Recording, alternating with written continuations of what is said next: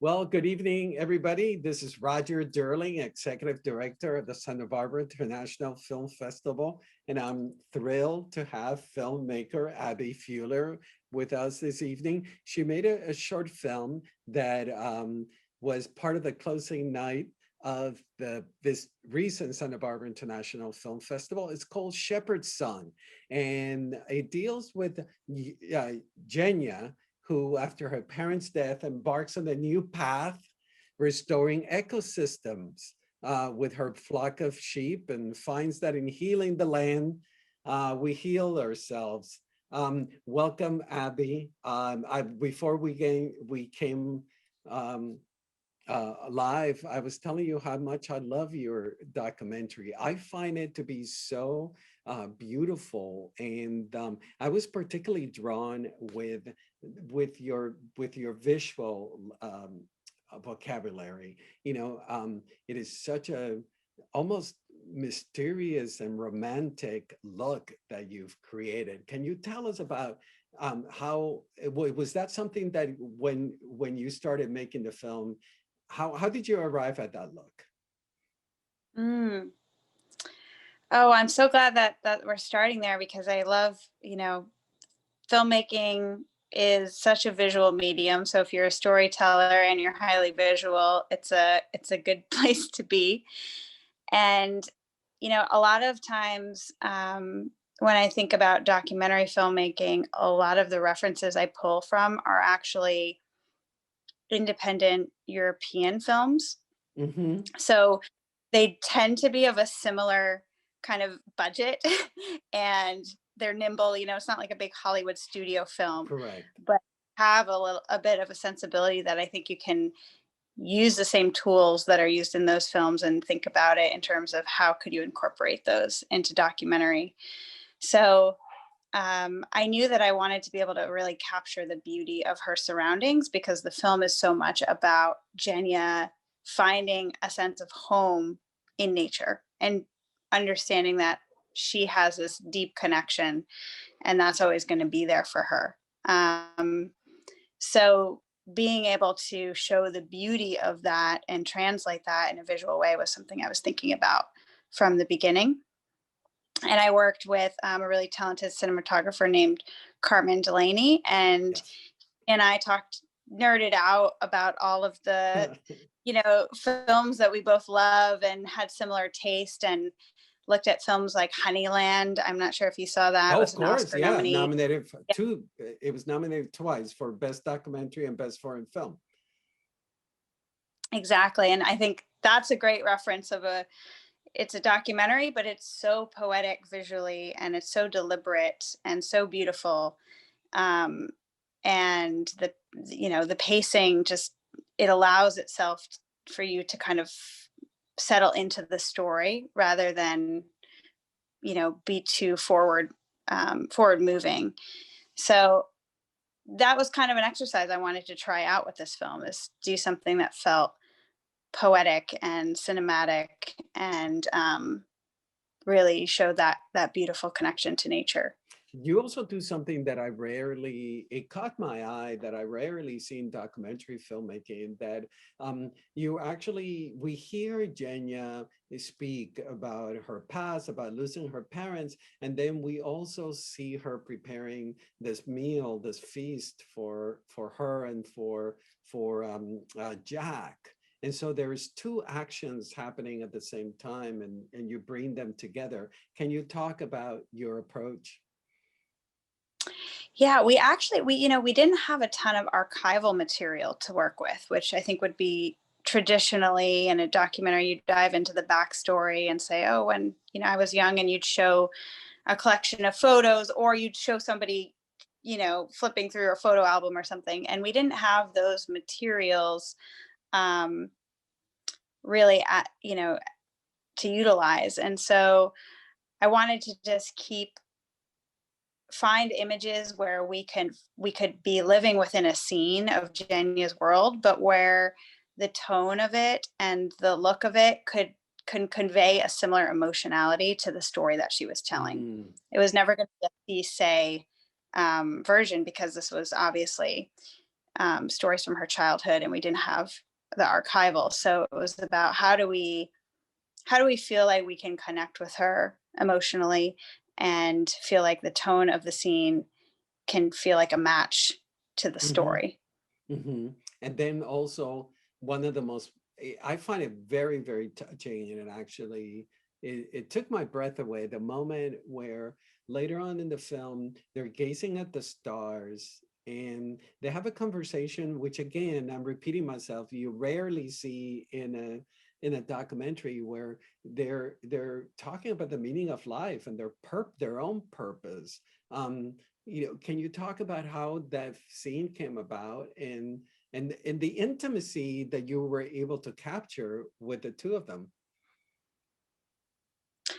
Yeah, that's one of my favorite parts too in the film, and because it was such a real moment. And you know, when I was interviewing Jenya, one of the pieces of the story that came through is that after her mom had passed, she kind of went out on a solo journey. And this part actually didn't make it into the film, but she started stargazing a lot. And I knew it was something that for her was really meaningful. And so I kind of made a note of that idea that's something that is really resonates with her. So I asked her, I said, is that something that you still do? And she said, absolutely. So we decided we had some new lenses that we knew we were gonna be able to expose even in a dark setting, and had a little bit of a light. And yeah, one evening at the end of the shoot day, I just said, as though the camera wasn't here, what would that look like if you were stargazing one night? And so they just did it, and we moved in with the camera and brought out a little light and just kind of tried to be really quiet and let them just have their moment, and filmed for about 45 minutes of stargazing. And that's where, that beautiful little funny and poignant moment came through in the verite. And I mentioned the intimacy and how comfortable the two of them are with you. Was that something that you had to work on, get them to open up to you and your camera? Definitely. I had met them twice before we started shooting. Um, and a lot of it was, really kind of sharing my reasoning for wanting to make the film. I think anytime you show up with a camera and somebody, especially if they've never been on camera before and they're not trying to be a public person, there's some sort of questioning, or I don't know if it's a hesitancy or just, what's this going to be? You have to kind of earn that trust. And we went out to dinner and I just shared with them my intentions behind the film. And there was a definite kind of connection and meeting of the minds. And we really became friends on that visit. And I think that after that, it was really smooth sailing. Like they really kind of, both of them completely opened their doors and pastures to us, and let us in a really beautiful way. But yeah, it was something that connection had to be earned and built, and it took a little bit of time. Now, when did you how did it happen that you came about their their story, and when did you decide that there was a subject here that I could dig in and make a film about it? It started that, as I mentioned, I live on a farm, and You I mentioned in private, you didn't I tell met our listeners.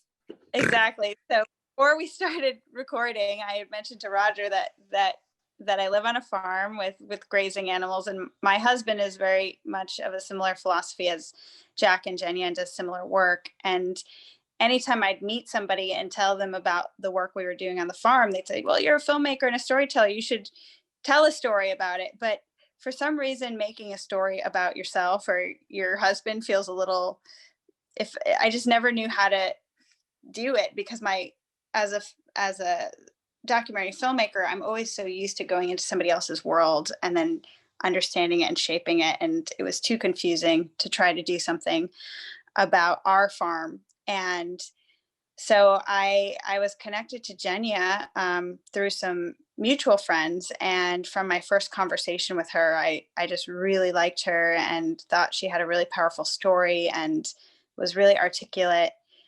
But I wanted to, the purpose of the film is I wanted to have a tool to talk about the fire threats in California and some of the solutions and raise awareness about those issues. So that was really the intention from the beginning, was to talk about fire prevention and grasslands. And then I knew I needed a person at the center of it to get people to care and to kind of go deeper into that story through through a character. So that's how I found Jenya. And then I ended up submitting to the North Face for a grant to make the film. So I sent them the idea, and I guess there were hundreds of people who applied for this grant called the Move Mountains grant, and yeah, I was one of 4 grantees, and so they funded the film.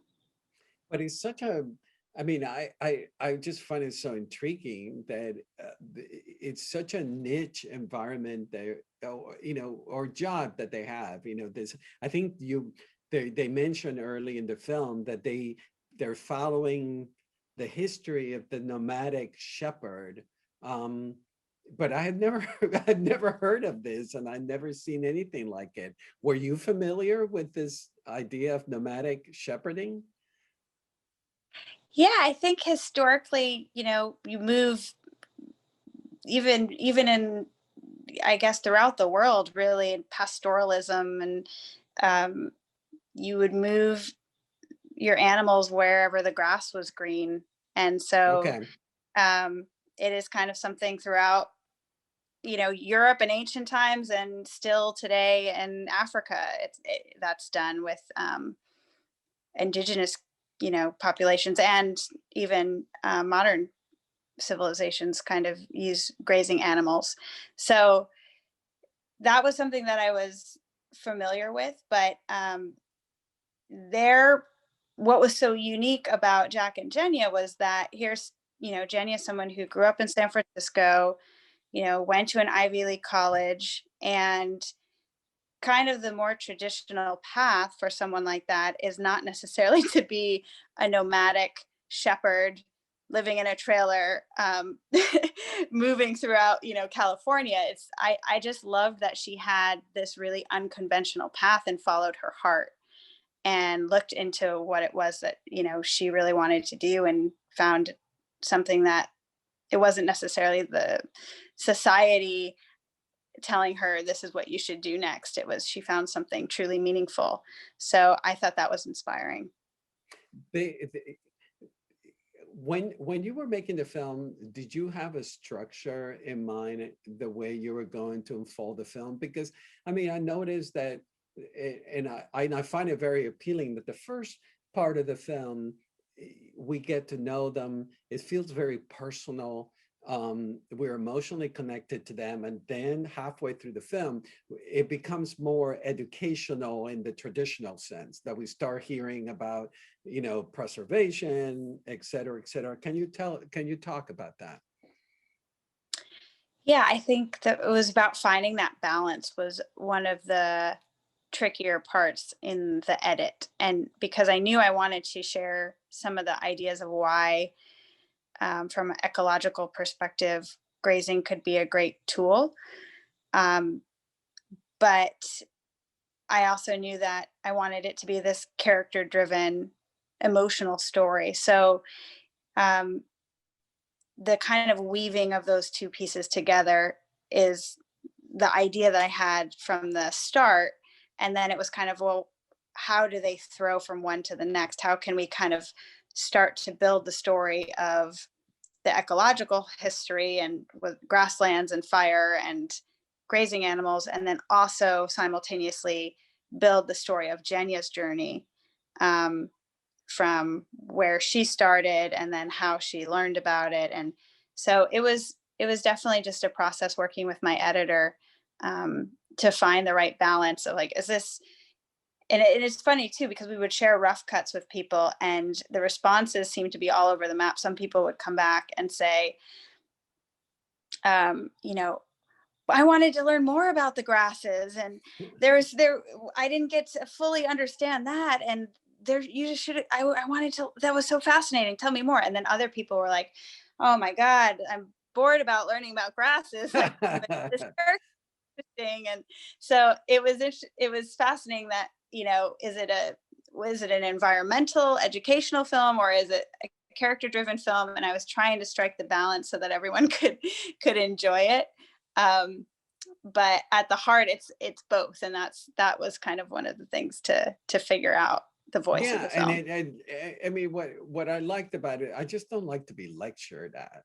And there are documentaries about the environment and about change that have to just like lecture you, or that don't give you solutions. And your film doesn't hit you over the head, and at the same time, it's showing you um, a solution, you know, of what is. I mean, I love when she says that you know it's a small little thing I'm doing, but it's actually big in the scheme of things. I'm butchering what she Yeah, said.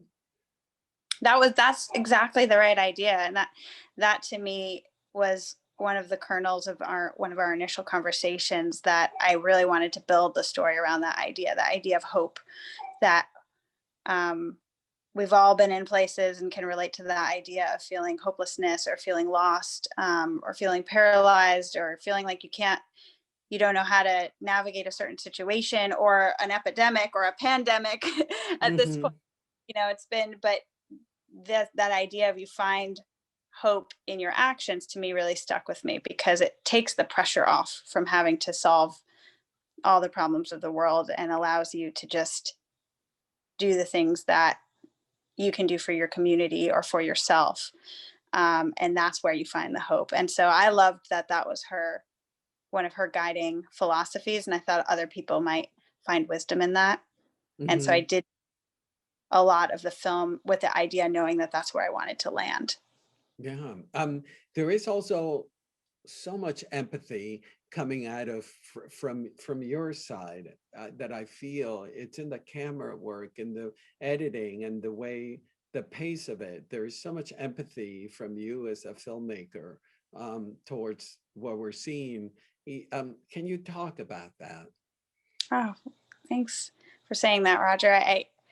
I, um, I think that one of the reasons why I'm any good at documentary filmmaking, partially, is because that is a very sincere, you know, I'm an empathetic person, and I genuinely really care and am interested in people's stories and what drives them, and what their pain is and their fears are, and where they find hope. And so I think that naturally is the way I am with people, and what drives me. And so when the camera is rolling, or when I'm doing an interview, or when I'm listening to someone, that's always the objective, is to find the truth, and um, to be very deliberate in knowing that this is somebody sharing their story with me, and there's a big responsibility to do it well. Um, Mm. and I find I'm very honored to do that. So I want to do it right, and I want to really hear what's important to them. I see it as a collaboration between the subject and myself. So yeah, without empathy, it's hard to really make a documentary. Hmm. Intimacy and empathy are at the heart of all great stories. You, I noticed that almost the entire crew is a female crew. Um, can you tell us about that and working with that all female crew? Well, I think, you know, it's generally historically in my career, you know, I was for a lot of times the only woman on set. And you know, that, not that there's a problem with that necessarily, but I think that as in this film, where I was doing it completely independently and hiring everyone, a lot of it was coincidences that it just happened to be women. There wasn't any sort of like mandate, but it was a female filmmaker grant. And so kind of in the spirit of that, Mm, definitely thought about, hiring women when possible. But it really came down to just hiring the best people for the job, and it happened to be women. And it was an amazing experience. I think when we were all together out in the field and in the edit and even the composer, there was yeah. there was a great kind of feminine, powerful energy behind the project, that I really enjoyed. And speaking of the music, the composer, there is especially in the first half, there's kind of like this Irish sound to the music. Can you tell us about that choice? Well, I think, yeah, I mean, the composer is a very dear friend of mine she's just extremely talented, and I'm very lucky that she was able to work on this. Her name is Serena Joransson, and she's also an incredible violinist. And so a lot of that was actually her, and her husband's a musician as well and composer. And so they did a lot of the instrumentation themselves.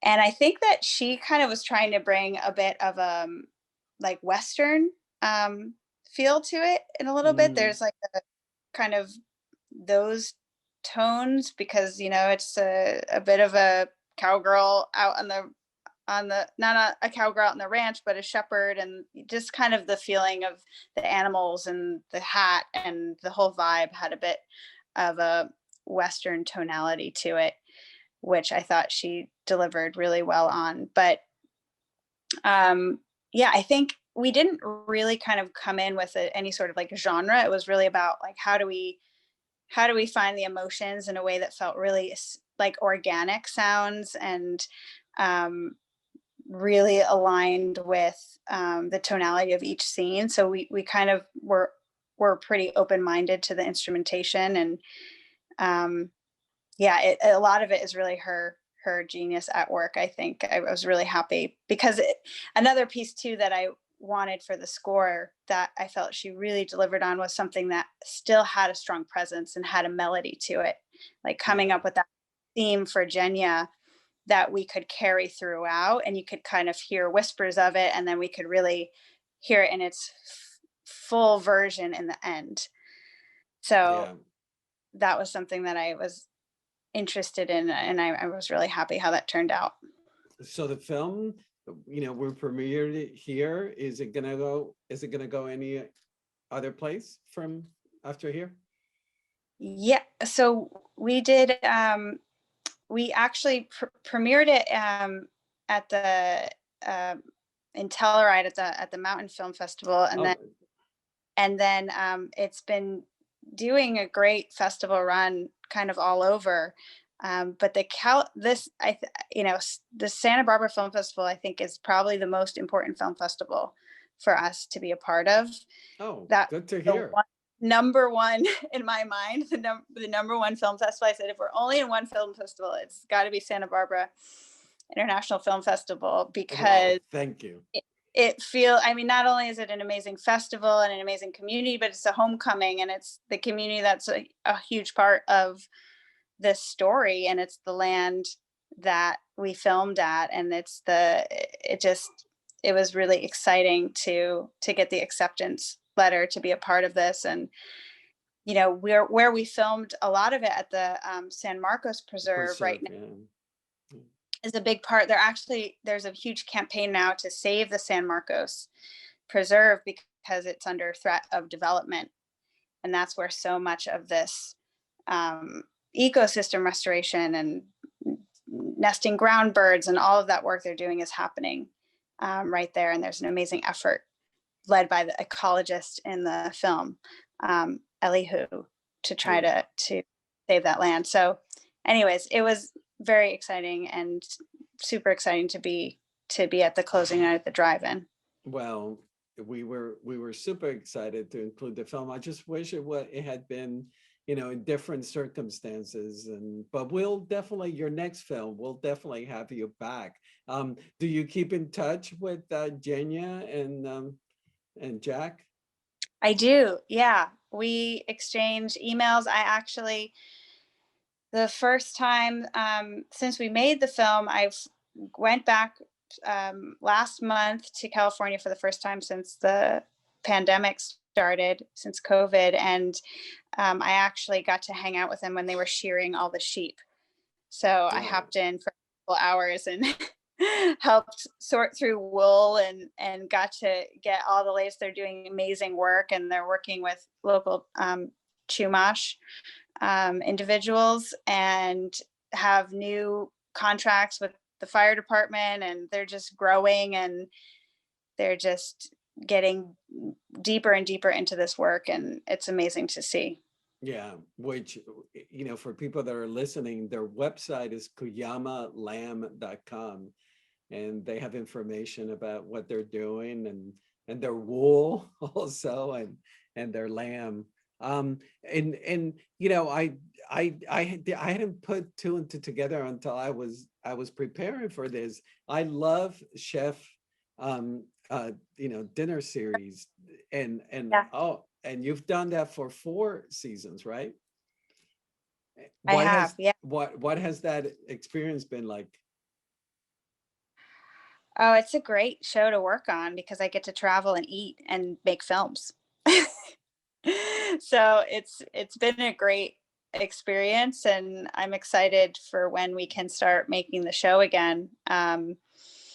Obviously that's been on hold for a while now, but yeah, I've started that working on Chef's Table in I think 2015.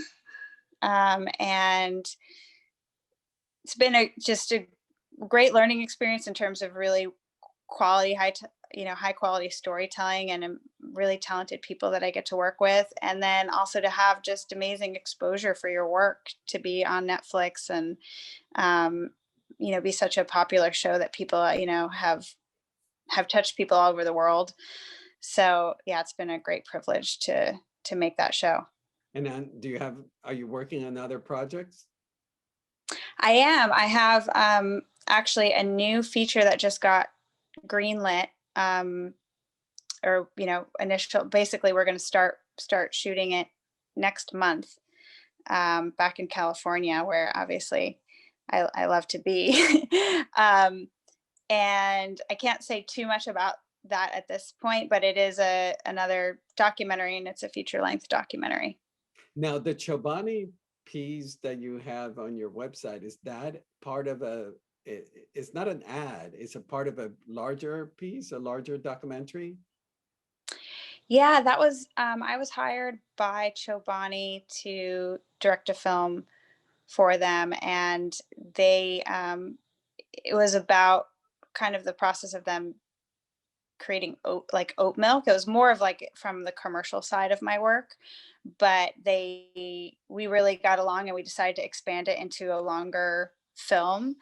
And right before they were about to release it was when um, COVID hit hard, and everything, and the lockdown started, and they just kind of felt like, oh man, the timing of us like celebrating oat milk just didn't feel like the right Correct, message yeah.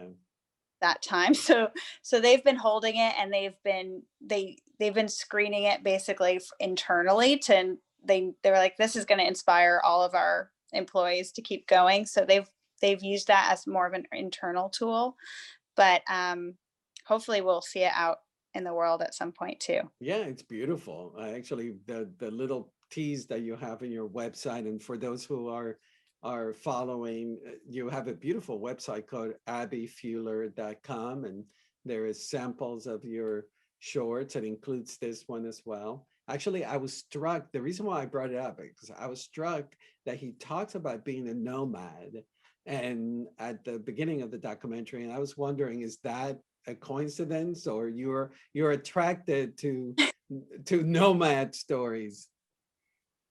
I don't know, Roger. I think you might be zeroing in on something that that I didn't even see. But yeah, there's a theme there that I'm interested in nomads.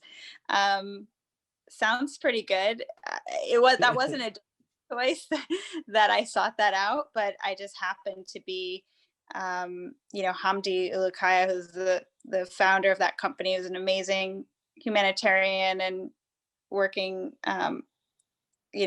really on like changing how we do business in this country, but also working on um, refugee crises all over the world.